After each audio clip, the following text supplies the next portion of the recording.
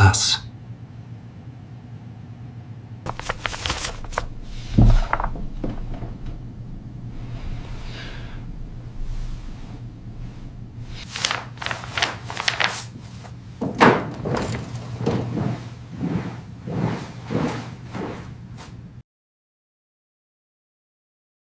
The bank notification arrived while I was still at my desk.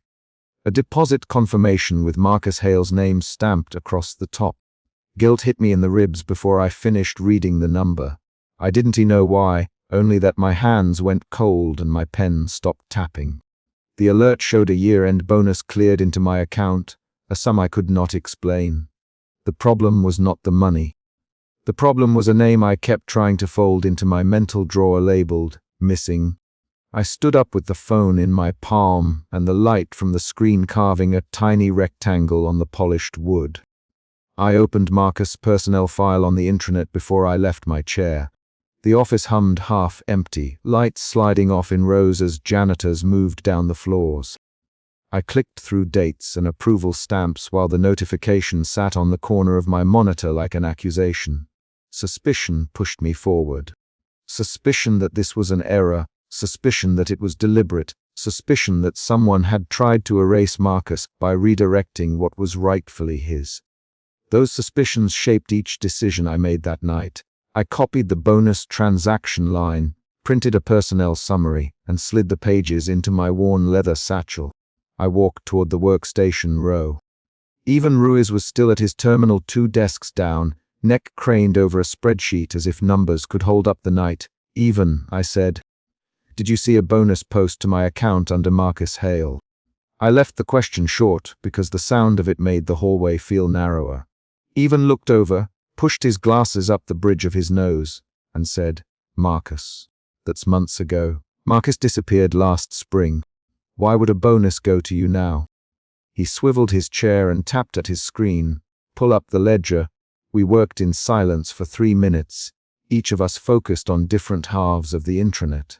I narrated aloud because speaking steadied me. Transaction IDN 4271. Posted tonight at 2200 hours. Origin ledger. Year-end bonuses. Approver. Listed as Julian Mercer on electronic sign. Off. I tapped the printed transaction with my finger. The paper left a faint grease mark on my fingertip. Even Julian signed that. That's odd. Julian doesn't he approve junior analyst bonuses without her? Someone toggled the account. His voice tightened. Claire. This looks like reallocation. I pushed away from the desk and walked to Marcus' cubicle. The cube had been untouched since the firm issued a missing person note months back. His mug still stood with a dried ring inside. His chair faced an empty window. I ran my fingers along the edge of his desk and found a torn page shoved under a stack of old invoices. I unfolded it and saw Marcus' handwriting, small, slanted corrections in ink and a partial numeric code written in the margin. My mouth filled with something I couldn't name. When I touched the number, my fingertips smelled faintly of cedar and cigarette ash. Marcus sent. I remembered as if memory were a ledger I could open and close. Tension rose as I slid the page into my satchel. I felt the office pulse with the late-night cleaning crew below and the soft clack of elevators. I sent a quiet message to Tanya Cole in her. Can you meet me? I need to check a personnel record, urgent. I wrote it without saying why. If Julian saw the message time-stamped later, he could argue curiosity. Tanya replied within 5 minutes. In 10, lock the door. I moved toward the partner corridor. Julian's office door was closed but not locked. The corridor smelled of shoe polish and the faint metallic tang of the day, before coffee in the vending machine. I knocked once and pushed the door open. Julian Mercer was behind his desk, sleeves rolled to the elbow of his bespoke shirt, tying a tie pinned to a folder with a slow, controlled motion. Claire. Julian in his reserved baritone this late. He did not stand. He steepled his fingers and watched me as if measuring whether I belonged in the frame. I put the torn page on his desk without ceremony. Julian, I found this at Marcus' desk. A bonus posted to my account tonight with Marcus Hale's name on it. The intranet shows your approval. I did not allow my suspicion to be a question. Julian's expression hardened the way glass does when someone adds pressure. Problems involving personnel are sensitive, Claire. Drop it. He tapped the paper with the tip of his finger. Marcus' matter is closed in the firm's public file. We can reopen funerals or disappearances. The image matters. His voice was even, but I heard the click of a mechanism shifting toward containment. I felt my pulse tighten. Julian, that's more than an image. A bonus was redirected. I put my hand flat on the desk. People will notice. Marcus had a beneficiary. My mouth said the words beneficiary, because they showed legal consequences. Julian inhaled slowly. Leave it to her. Tanya will handle any reconciliation. He did not sound reassuring. Tanya arrived with the badge scanner bleating against her lanyard. She was brisk, a woman who kept her worry in hard places. Claire, show me, she said. She took the torn page and compared it to a printout on Marcus' file. She frowned. This code, she read aloud, matches an internal memo I am not supposed to see. Claire, if this ties to transfers after Marcus disappeared, we will need to escalate carefully. Julian, she glanced at him, we can let this leak. Reputation, Julian's jaw didn't move. Tanya, assess and lock. Claire, you should not copy memos. Leave this with her for the firm's protection. His tone carried the kind of protection that presses a hand over a wound and refuses to let anyone look. I left Julian's office with my satchel heavier for the printed pages tucked inside. The corridor light buzzed overhead. I thought of Marcus' smile in the break room the week he left, of the way he fiddled with a cuff when he was nervous. I felt guilt again, sharp and physical, and it pushed me toward a choice I could not unmake that night. I drove to her meeting room instead of leaving the matter to them. Tanya had the door locked when I knocked. She opened it a fraction and then widened her face into an expression that was close to resignation. Inside, the room smelled of disinfectant and paper. A single lamp over the table put the rest of the room into soft shadow. Julian was already in the chair at the head of the table, the memo on the table in front of him like evidence. He did not ask me to sit. Tanya slid a sealed envelope across the table. This came from Central Accounting 2 months ago, she said. It shows the year. And bonus pool was relocated after Marcus' disappearance. She tapped a printed line. See the reference code. It matches Marcus' notebook partial. Her finger landed on the same sequence of numbers I had seen. Julian watched me while Tanya spoke. We authorized relocation to preserve operational stability. Temporary adjustments were coded. It was standard practice for unresolved personnel files. He did not meet my eyes. Claire, you should not have accessed Marcus' desk or copied this. His voice had the calm of someone explaining procedure to a subordinate. I pushed the envelope toward me. Julian, the code is in Marcus' handwriting. That is not a generic relocation. Marcus knew about the ledger line. Someone changed the entries after he left. My voice went hard. I folded my hands over the envelope to keep them from shaking. Julian's next line landed like a measured pause. You are young, Claire. There are things you don't know about the firm. Walk away. He used the firm's name as if it were a shield. The room changed the moment Tanya slid a second printout toward me. An internal memo with Julian's initials beside a timestamp. Julian, this shows approval. Your initials are on it. Tanya's voice had an edge now. She folded her arms. I didn't want to see it, but accounting flagged the transfer as sensitive and included her on a need to know basis. We are on a need to know list. She looked at Julian, then at me. Claire, we need to know who authorized the relocation and why. If Marcus' name was attached and someone moved the funds, that's not routine. Her eyes held mine like a ledger demanding reconciliation. Julian steepled his fingers. There are more pressing concerns about client exposure. Marcus' disappearance is delicate. The firm is protected. Drop this, Claire. He did not threaten with words. He offered containment. Tension rose inside me like bad coffee at the back of the throat. An alarm sounded outside the door as someone tried to enter the floor. The security officer's radio crackled. Tanya's shoulders tightened. I can let this go. Julian, I said. Not when Marcus' handwriting is on the code and his name sits on my deposit slip. I remembered the number on my bank notification again, and the way it looked when the digits gleamed on my screen. Julian's face did not change. If you pursue this, there are consequences you must accept, Claire. For your career, for your security, he named the trade-offs with the deliberate calm of a man who had weighed them long ago. You regambling your place here on an unsolved absence. Are you willing to lose this job for what is essentially a rumor? He the word rumor, like a gavel. My hands found the torn page in my satchel. I unfolded it and read the partial code aloud. This is not a rumor to Marcus' notebook, I said. Someone redirected a payment or hid a reference with his name. Marcus may have been trying to follow the money. The sentence floated in the room and landed on Julian's suit. An unexpected thing happened. Tanya looked at Julian with a measure of private annoyance. Julian, if the code is in Marcus' hand and accounting shows your initials, we have more than a rumor. We have a concrete chain. I'm not comfortable burying that. She pushed the memo back toward him. We have a duty to the staff. Marcus' family deserves answers. Her voice tightened, as if she were tapping a wound that would not stop bleeding. Julian's measured breathing didn't break, but his eyes narrowed. Tanya, you re-risking the firm's stability. Claire, I will say this once. Hand this to her protocol. You have crossed a line by copying documents. If this grows, it will damage more than your reputation. He pushed the envelope back. The message was clear. Drop the matter or accept fallout. I left the room with copied pages in my bag and a printout of the memo tucked under my arm.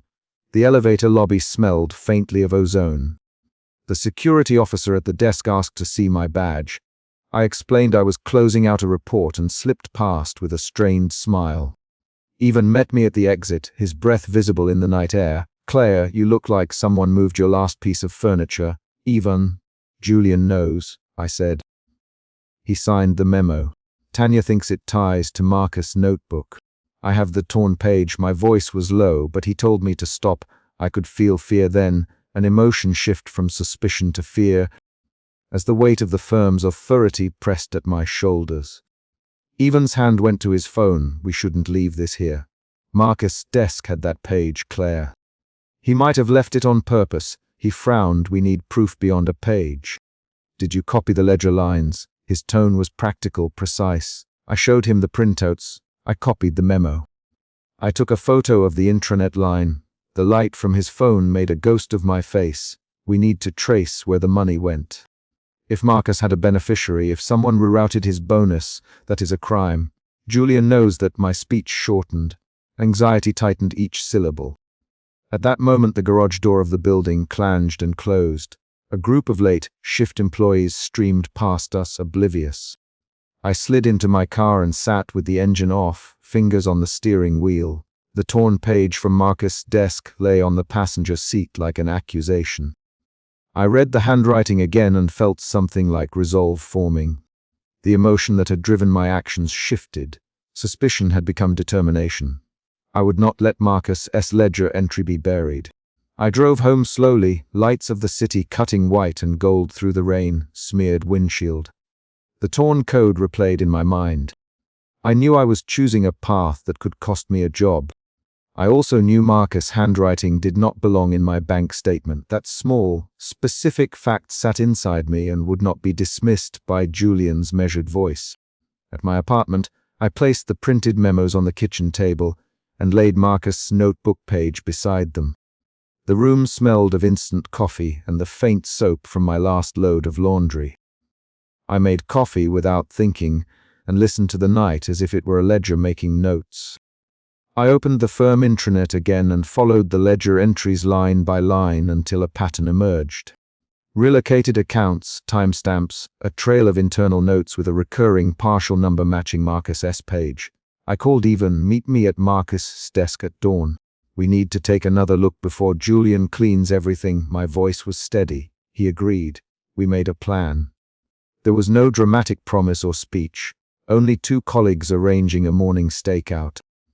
I slept for an hour and dreamed of numbers, awake to the weight of the folder beside the bed. When the alarm went off, I dressed in navy and cream, grabbed my satchel, and headed back downtown while the city still smelled of rain. The lobby felt different at dawn. Cleaners folded chairs, a barista set out pastries, and Julian's office lights remained on. I moved quickly, heart rate steady, fear turned into focused action, another emotion shift from fear to clarity. At Marcus' cubicle, Ivan and I pieced together details. We found a second torn ledger under a keyboard, a list of client codes with one entry circled by hand and the partial number scrawled next to it. Claire, look, even. That circle matches Marcus' corrections. This isn't T-random. He tapped the circle with urgency. Someone rerouted funds through a shell reference. Marcus is the only one who marked it. His sentences were short, like punctures. A van parked below the window. Someone walked by on the sidewalk with a delivery box. The building's motion felt indifferent to our discovery. I thumbed the page open and read Marcus' note aloud. If transfers hide in code, follow code to source, I said. I felt close to Marcus then, closer than Julian allowed in his measured distance. He suspected ledger corruption. I pushed the printouts back into my satchel. We resolved to copy files to a secure drive and take them to an external auditor if necessary. Ivan, if Julian is on the memo, we are going to need someone outside the firm. This goes beyond her. He looked at me. Claire, are you ready for that? The question was concrete, not sentimental. I nodded. Yes, I'm ready to risk the job if it means Marcus' notebook wasn't ignored. I felt the muscles in my jaw unclench. The decision was made by action, not by speech. As we left Marcus' safe floor, security stopped us after hours access. The guard asked. I handed over a cover story about ledger reconciliation. The guard scanned our badges. He did not look at our faces long enough to see fear. We slipped past. In the stairwell, we heard the faint click of the partner corridor. Julian's silhouette appeared through the corridor glass, a slow motion toward the elevator. He did not look surprised to see us. Instead, he watched us with a calm that said he expected the world to follow his script. I met his eyes long enough to know we were no longer in separate rooms. We all inhabited the same compressed present.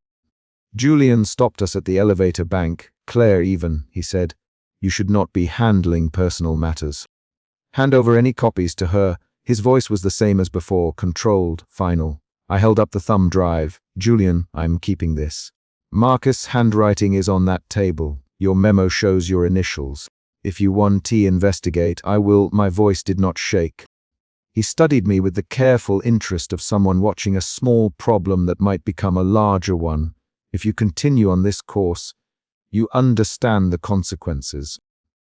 Claire, his words were not a threat but a legal fact. Even put a hand on my shoulder. Claire, let's take this where it belongs. Not here. He guided me toward the stairs. Julian watched us go. We left the building carrying photocopies and a shred of understanding about Marcus that shifted the case for everyone who touched it. I folded the torn ledger page into my pocket before we reached the sidewalk. The page felt thin and ordinary in my palm, but it had altered the night's gravity. I got into my car and started the engine. The final concrete beat arrived as my phone buzzed with an unknown number. A text reading only 3 words from an unlisted contact. Stop digging, Claire. I read it twice, mouth dry. I folded the torn ledger page into my pocket and started the engine. I slipped back into the glass-walled trading bay after hours and forced Marcus' locked drawer open. Feeling a fresh spike of suspicion when the brass key clicks and an envelope slides free with his name penciled across the flap. Suspicion moved my hands before my head finished cataloging the risk. I understood then why the deposit notification that landed in my inbox 2 nights earlier had made my stomach go cold. The bank message had carried Marcus Hale's name and a number that matched the deposit in my account. That wrong bonus still sat in my bank, but the ledger in my hand suggested the transfer had not been accidental. I tugged the envelope open with the pad of my thumb. Inside is a single stub of a printed ledger and a folded payroll confirmation. The stub shows Marcus' employee number, and, in a different font, a manual routing code stamped with a small initial that looks like Julian's. I look at the stamp, then at the desk. A coffee ring, a cluster of post-its with a few formulas scribbled, a thin line of dried pencil on Marcus' stapler. I fold my hands around the paper until the edges bite my fingers. Guilt arrives next, a physical tightening across my ribs. I touched the deposit by accident, but I have the documents now. I have responsibility on them. I slide the ledger stub into my pocket and push the drawer closed. The bay is empty except for the city lights blinking through the glass. The fluorescent strip over Marcus' workstation hums like a small animal.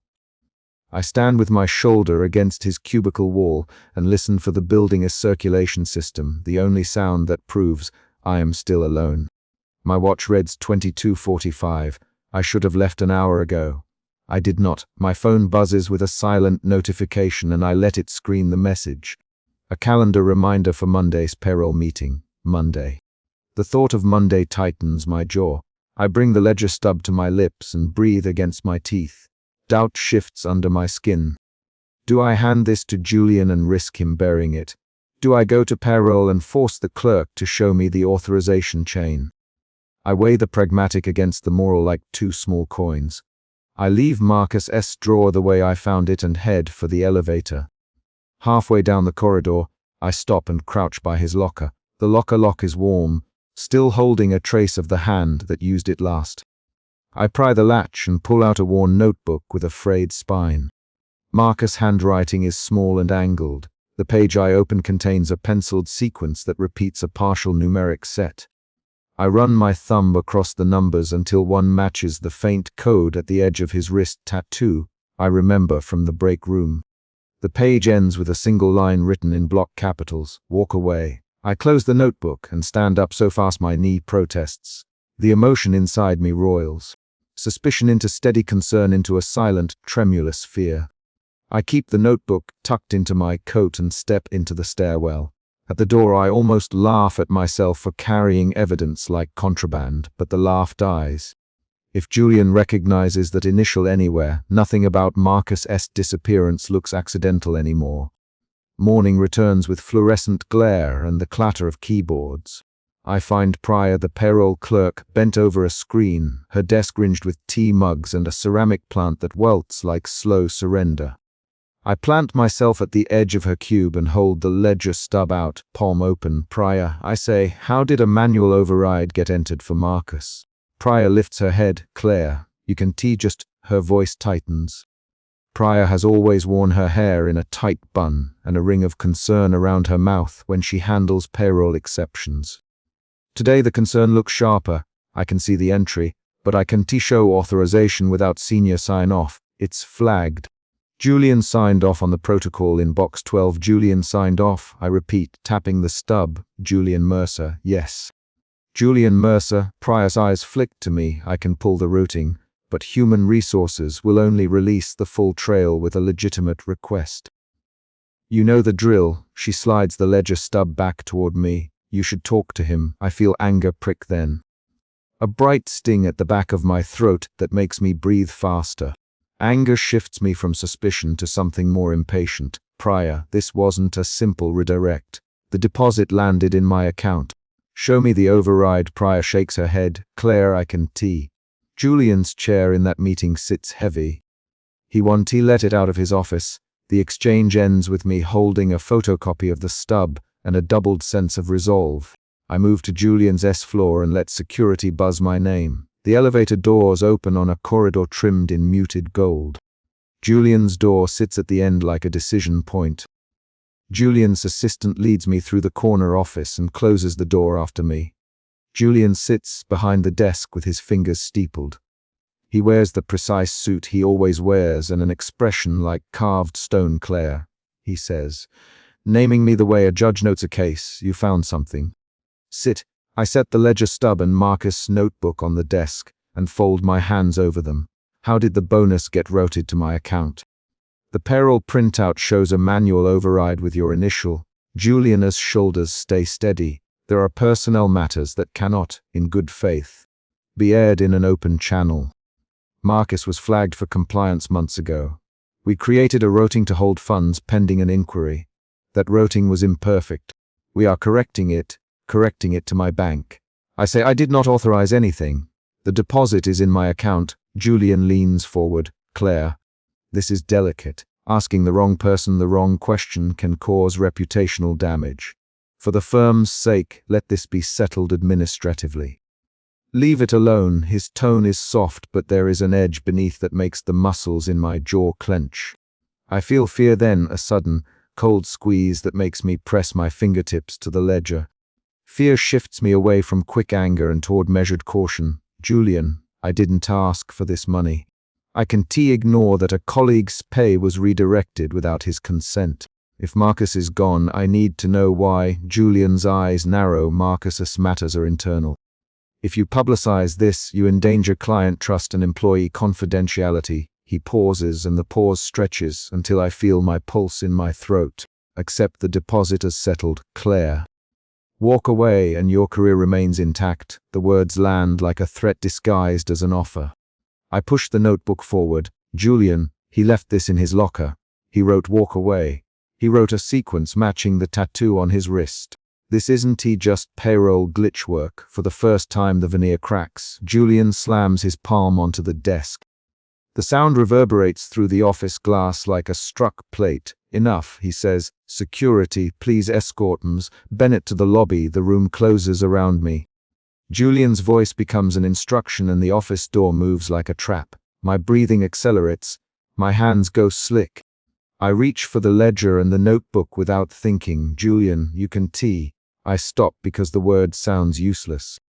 A guard appears in the doorway with a badge and a jaw that suggests obedience. He does not smile. I pivot toward the window and catch my reflection in the glass. Pale, a smear of pencil on my thumb. Sophia's voice appears behind my shoulder like someone pulling a thread. Claire, here. Sophia Park stands framed in the doorway with a coffee cup she always balances like an offering. Sophia has worked in the support team for 3 years and keeps her hair clipped in a practical bob. She lifts a hand and nods toward a sliver of space near the service stairwell. This way, I step. The guard's attention flicks to Julian's desk. He hesitates for a fraction, long enough for Sophia to close the distance between me and the service door. She slides a phone across the gap to me and whispers, "Photograph everything." Now her voice is close and hard. Julian, want to lock this down forever? We work in a sequence. Sophia blocks the guard with a casual question about a meeting. I angle my phone and photograph the ledger stub, Marcus S. folded page, the payroll confirmation. Each shutter click feels like a small rebellion. The guard's eyes flick to us and then back to Julian. I tuck my phone into my coat. Sophia steps back and offers a laugh that does not reach her eyes. You okay, Claire? That looked rough. I force a smile and feel tremor in my fingers. The ledger and notebook sit in my coat now, copies stored in an encrypted folder on a drive I did not yet have. I need a copy I can take out of the building.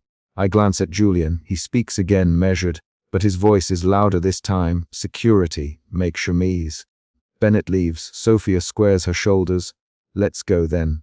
I'll see you downstairs. She moves to the stairwell and I follow.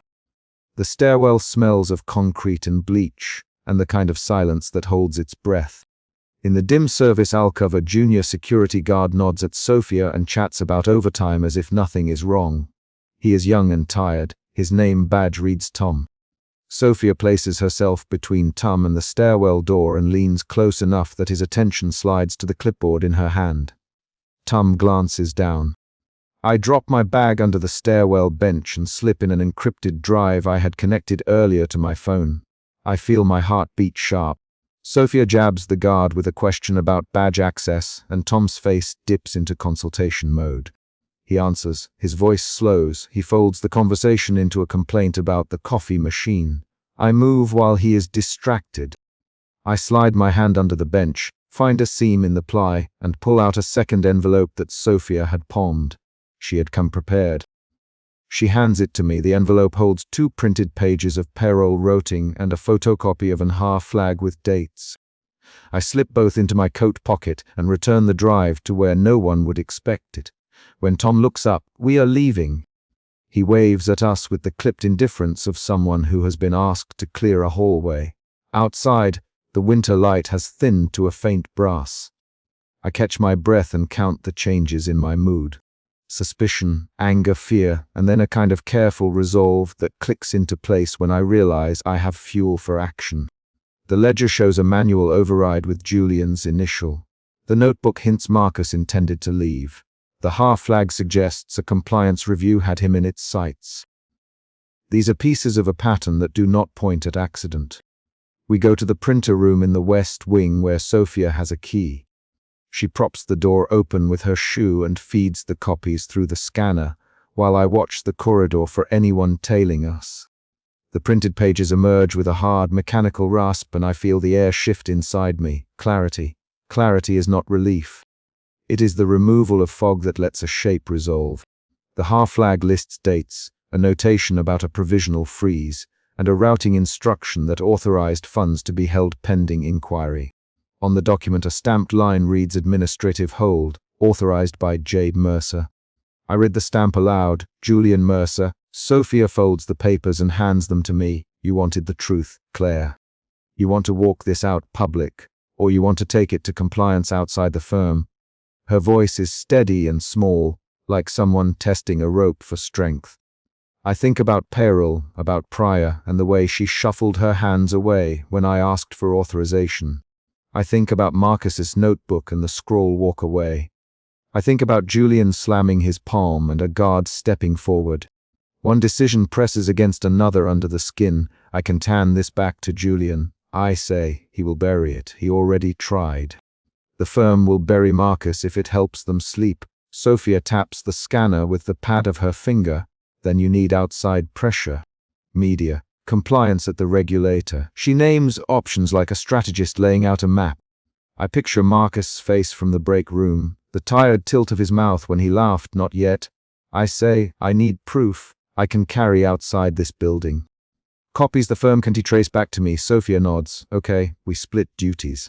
I distract her. You secure the electronic trail. We move like a small team with a purpose. Sophia takes the photocopies and slips back toward the high-glass conference room. She has a way of walking in like she belonged there, planting herself by the open door. I go to the alcove and ask the junior technician for a favor. A temporary readout of recent access logs. He is young and wary. His name tag says Ben. I ask in the tone of someone who owes him a future favor. Ben opens a session and scrolls. He frowns. "There's a flagged action here," he says.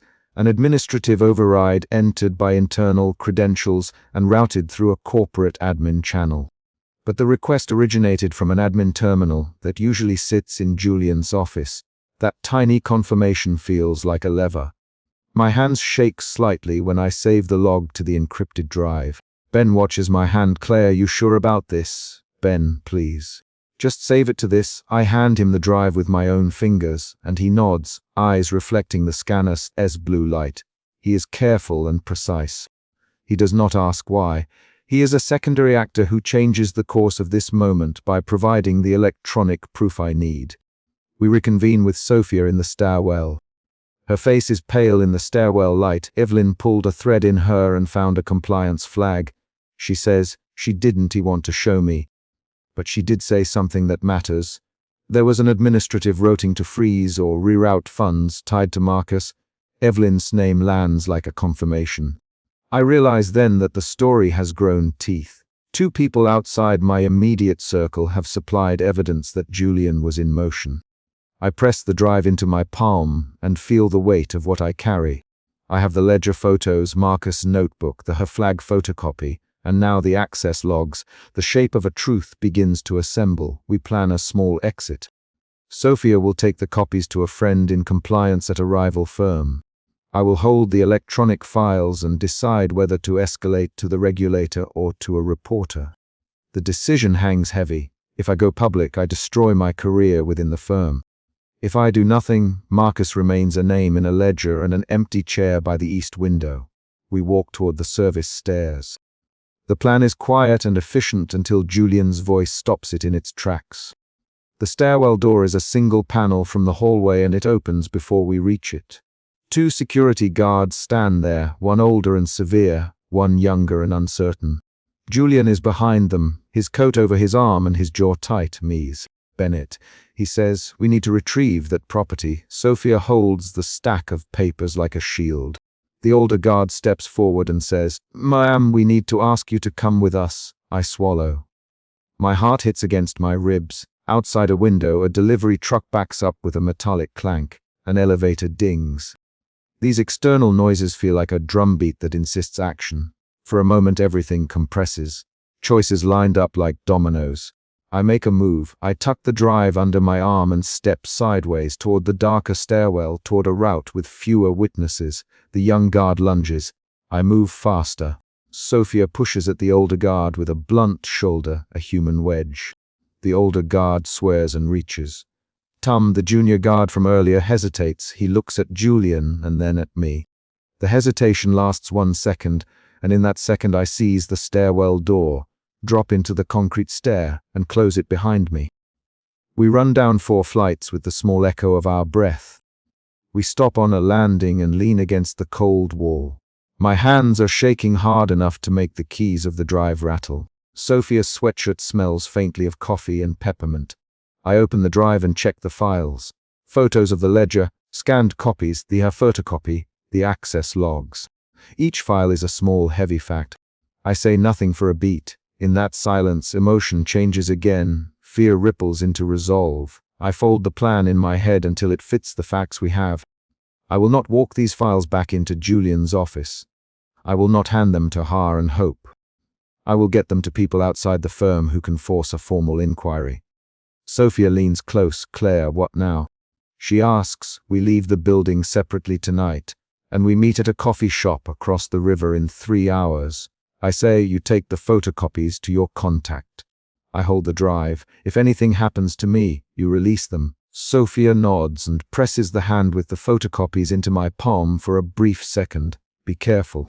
Claire, we part at the service exit. I go a different route, keeping a low profile and a path that avoids the lobby. The city smells like dust and exhaust. My legs feel like rubber under the pressure of the decision. I step into the night and let the cool press against my face. In the stairwell landing, I pause and check the drive once more. The files are intact. I fold the notebook from Marcus into my coat and close my fingers over it like it is a promise I must keep. Down at the curb, I pause again and look back toward the office tower, glass like a grid of small rooms, some lit, some dark. Inside, Julian sits behind his desk with a measured voice. Outside, I hold evidence that unravels his control. A car door closes and a man laughs in the distance. I put my satchel on my shoulder and step into the city. I feel a different kind of fear now, anticipatory, like waiting for a door to open. My phone buzzes with an old message from Pryor asking whether I'm okay. I type back, I'll be fine. I do not send copies yet. I walk away holding proof and a decision that will require more than courage to see through. At the corner, a van idles with 2 men. One of them turns his head toward me for a single beat. I feel the hair rise along the back of my neck. I move faster, my breath catches. I fold the drive inside my satchel so the case sits against my ribs. The city swallows me in its noise. I reach the coffee shop 3 hours later and slide into a booth. Sophie arrives minutes after and slides a cream folder across the table. She sets it down, and the folder looks ordinary and deadly. I open my bag and lay the drive on top. We both breathe as if we've been underwater. Sophia meets my eyes. You ready? She asks. I close my hands slowly over the drive and feel its cold casing. My voice is small when it comes. Yes, I say, but I need one more thing. I need someone who can move faster than we can. Someone outside this building who doesn't owe Julian anything. Sophia taps the folder. I have a contact at a compliance shop. She owes me a favor. I can hand these over tonight and she can push them to the regulator. The plan is simple enough to drown in complexity. We agree on names, times, fail safes. We set a contingency. If I do not answer by midnight, Sophia calls the contact and releases the copies. We sign off with a handshake that is more like a vow.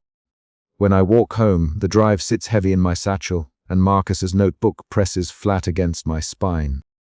I think about the bank notification that had arrived at my desk, the wrong bonus showing Marcus's name and my account number. I think about Pryor's guarded face, Ben's quick fingers, Evelyn's quiet pull, and Sophia's steady jaw. I think about Julian's palm on the desk and the way the office door had shut like a seal. At my front steps, I pause and take a breath that feels like preparing for a long swim. The stairwell behind me holds the memory of the slam and the guard's approach. Ahead, the city is indifferent. I push the door open and step into the warmth of the building lobby. I have evidence. I have a plan. I have people who will act. I pressed the encrypted drive to the inside pocket of my satchel and listened for the push of a stairwell door. Footsteps answer before I can decide whether to leave or to broadcast everything. I stepped into the glass conference room and Julian had Marcus' sealed payroll envelope on the table before I could close the door. Guilt tightened my throat the instant my palm hovered over the handle. That guilt pushed me forward into the room instead of back out into the trading bay. Julian's face did not move when he said, "You opened his drawer, Claire. Explain." The accusation landed like a hard ledger entry. The central problem was immediate and visible. A misdirected bonus, a missing colleague, and now an envelope that tied me to both. I had been at my desk when the bank notification arrived 2 chapters ago. I had felt the number in my account before I had the name. That earlier moment, the wrong bonus arriving while I keyed a late reconciliation, matters now because it was the first place the firm's bookkeeping and the firm's silence collided. I pushed my satchel strap higher on my shoulder and kept my voice steady. "I found the envelope," I said. "I opened his drawer because the bonus showed with his name." Julian's eyes narrowed, but he did not stand. Julian tapped the envelope with one careful finger. "This belongs to Marcus Hale." "You put yourself in the middle of a personnel issue." "Why, Claire?" My pens habitually tapped on the desk, even when I tried not to let them. Tonight the tapping was in my hands, not the room. Suspicion moved through me, first that someone had made an accounting error, then that someone had rearranged records to hide a trail. I answered with facts, not philosophy. The deposit notification listed Marcus. The payroll file had his name. I thought it was an error, so I checked his drawer. Julian leaned forward. "You forced a locked drawer open. That was accusation 2. Julian's voice dropped, and he made a slow calculation. "You understand what exposing personnel issues does to partners and clients?" The firm's name as if it were a fragile crystal. His warning shaped the stakes. Keep quiet, accept the firm decision, and your career remains intact. Press, and you risk a scandal pinned on you. The tension shifted in my chest. Guilt bent into fear. I pictured the ledger I had found in Marcus's drawer the night I broke the lock. A tally with corrections in his handwriting and a penciled numeric code on the margin. That ledger was why I had returned to the office after hours in the previous chapter. That ledger now sat under the lamp of my own conscience. I left the conference room with the envelope pressed under my arm because Julian did not demand I stay. The next morning I went to her. Sophia's office smelled of lemon hand soap and paper. She did not look up when I slid into the chair. She kept her expression careful and slow. I placed the payroll notification on her desk. "Sophia," I said, "Marcus's bonus posted to my account. Do you have a personnel file noting his resignation?" Sophia read the notification without surprise. "We show a resignation submitted last month." Her voice was small, practiced. "The file has been updated." I asked for timestamps. The document Sophia pulled up on her monitor had edits dated after Marcus' disappearance. My suspicion hardened into something like anger. "Who edited the file?" I demanded. Sophia's hands folded over the keyboard. "I don't have that authority to disclose that, Claire." Partner direction. That answer made the ledger in my bag feel like a live wire. I went to it. The server room hummed and the air tasted faintly of ozone. The archive backup was locked behind credentials, but one of the junior techs, whom Rafael had once nudged me to trust, let me in because I pushed and because he owed Rafael a favor. I watched an extraction screen peel open voicemails, and then there it was. A message labeled with Marcus' number and a timestamp 3 days before he vanished. I hit play and listened to Marcus' voice say, "If they move that payout, the ledger will name them." I can stay for that. The voicemail named the ledger as risk and hinted at someone inside the firm who could reroute money and paperwork. My suspicion tilted toward a cover-up. Emotion shifted again. Guilt, suspicion resolved to find the truth. I carried that voicemail to Rafael. He worked 2 desks over from Marcus' old seat and smelled of paper and stale coffee the way a person who sleeps at their desk does. When I told Rafael about the message, he looked at me like someone returning a book he'd been holding and discovered a torn page. Marcus argued with a partner a month ago. Refal, he showed me a small code on his wrist, a partial number. Marcus, he found an unexplained bonus in the ledger, and that it didn't belong to anyone in our group. Someone high up was making adjustments. Refal's voice stuttered on someone high up and his hands clenched around a mug. That detail matched the faint wrist tattoo description I had noted in Marcus' personnel sheet. Refal's testimony made the case visible beyond my own notes. Back at my desk, I spread Marcus's ledger across mahogany and traced the pencil corrections with my fingertip. The numbers looked neat until you compared dates. Lines had been rewritten with a different hand or a slightly firmer pressure. A stamped name appeared on a page I was certain Marcus had written before he disappeared. I recognized the way he rounded his sevens. Now I saw insertions beneath his handwriting. The ledger moved the mystery from a personnel oddity to potential malfeasance. Money being moved, signatures changed, and Marcus afraid enough to disappear. Julian called me to his office the next evening, and his offer was methodical. He closed his door and asked me to sit. He placed a business, card-thin folder on the table and opened it to reveal a quiet set of promises, reassignment, a modest promotion. An emphasis that my future here could look entirely intact if I handed over my copy of Marcus's ledger. "Give me the ledger, Claire," he said. "We can close this without upsetting clients." His words had two edges. Danger if I refused, reward if I complied. The moral pressure rose. My hands tightened around the envelope in my bag. That was another shift. Resolve flickered into doubt about the cost. I imagined what turning the ledger over would do to Marcus. Would it bury his concern or fix it? Would the funds be redirected back where they belonged, or would the file simply vanish? The offer smelled of salvage, but also of erasure. I asked Julian, "If I hand this over, you will investigate?" He smiled with only his mouth. "We will handle personnel matters internally. You will receive credit for bringing it to us." His answer avoided names. He used policy as a shield, and the shield felt like sandpaper against my skin. I started calling partners and pressing for more than the scripted replies. A partner named Lyle curtly that an internal review would address everything. Sophia in Har repeated the same careful language. Raphael grew nervous when he saw me on the trading floor and motioned for me to stop looking into Marcus's desk. "They don't want us poking, Claire," he said. This could be ugly. His warnings were another external event, another pressure point. The company began to close ranks. I scheduled a meeting with two partners, intentionally vague on the agenda, and asked them to come to the boardroom. I told Raphael and Sophia to attend. I told no one else.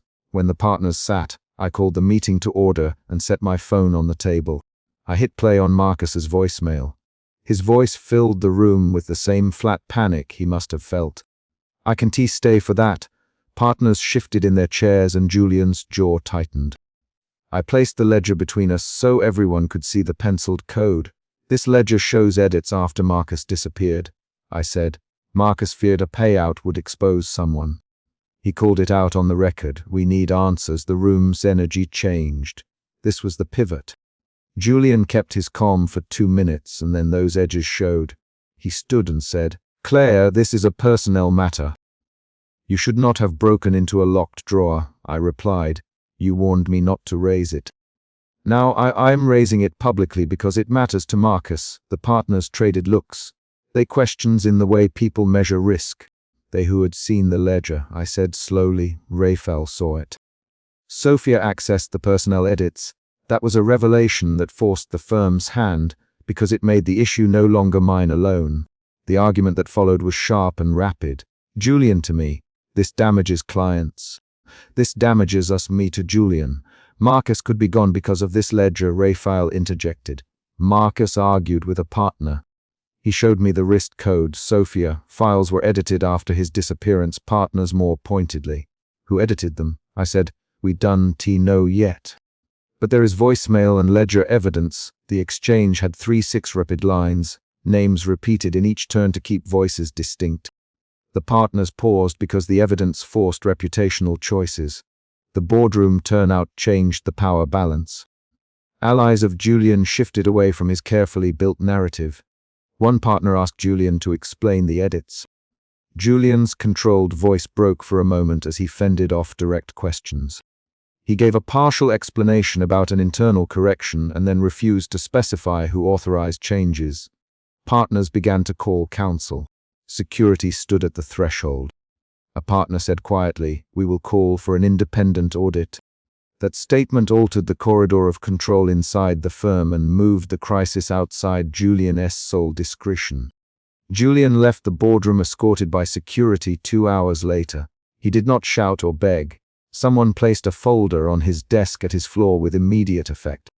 That removal was concrete. The firm's protective shield around him cracked, and then a clean hand closed over it. In the corridor, a partner told me to expect a drawn-out legal review and to take care with my statements. My name was both thanked and quietly cautioned. The balance of immediate danger eased, but the ledger's wider truth remained open. That evening I went back to Marcus' old desk. The trading bay had emptied. Fluorescent lights hummed. I closed my laptop and opened the drawer with my office key. I had to decide what to do with the bonus that had landed in my account. Julian had offered a bribe in effect, career movement in exchange for silence, but I did not want an empty victory. I counted the number from the bank notification on my phone. I wrote it down on a plain index card and placed it into an envelope. My hands still shook from the day's confrontation, but the shaking carried a new steadiness. Emotion shifted again, doubt to determination. I walked to the windowsill and remembered Marcus' voice in the voicemail. The fear threaded through a practical worry about the ledger. There was no heroic fantasy. There was a ledger and an amount. I thought of Raphael's face when he said Marcus had shown him the wrist code, and the way Sophia had avoided answering about timestamps. I thought of Julian's careful threat. I thought of the ledger and of the bank notification that had brought me here. I could hand the money back to the firm through official channels, but Julian had already shown how official channels could be bent.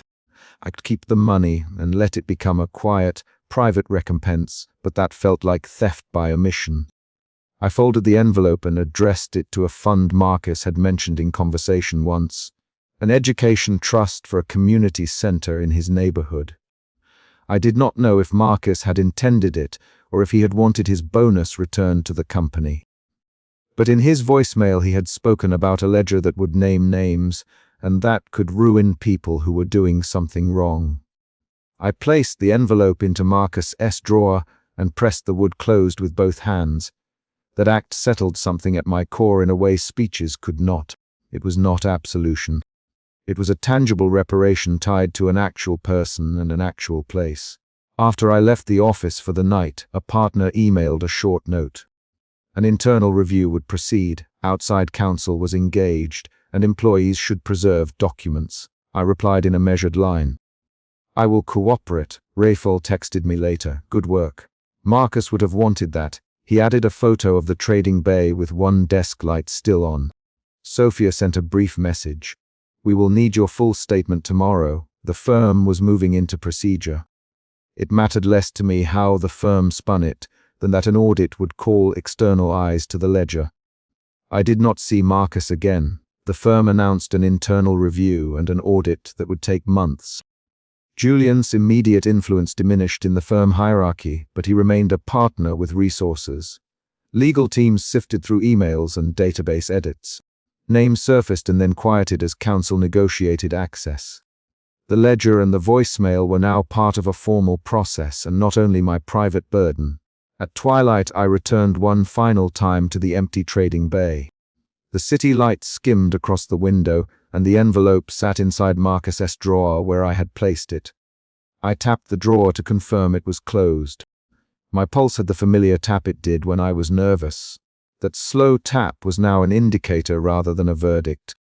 The guilt that had pushed me through Julian's conference room had softened into a cautious certainty that I had chosen something concrete, an act of restitution. I did not delude myself that it fixed everything. It did not locate Marcus or answer who had edited files. But it gave me a final, physical result I could point to when the firm asked why I acted. The chapter closed with legal notices and quiet departmental shifts. Partners debated, her replayed timestamps, it provided logs. Raphael continued to offer small pieces of information. Sophia answered fewer questions and offered more records. Marcus S. Ledger and his voicemail were central evidence in the audit and called for further investigation. My name was on formal statements and my actions had set these processes in motion. The firm could still attempt to contain or discredit the trail. But the public move toward outside counsel meant the ledger would be reviewed by eyes that Julian could not privately direct.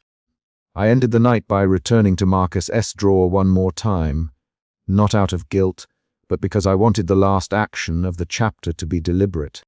I slid the envelope containing the bonus into his drawer and pressed the wood closed with both hands. The sound was a small finality, the drawer settling into place, and I left the office with the lights of Chicago reflecting on the glass. The ledger remained in evidence, the audit began, and the firm would have to answer questions it had long preferred to avoid. The immediate conflict, the choice Julian forced on me, had been resolved through public exposure and a private act of restitution.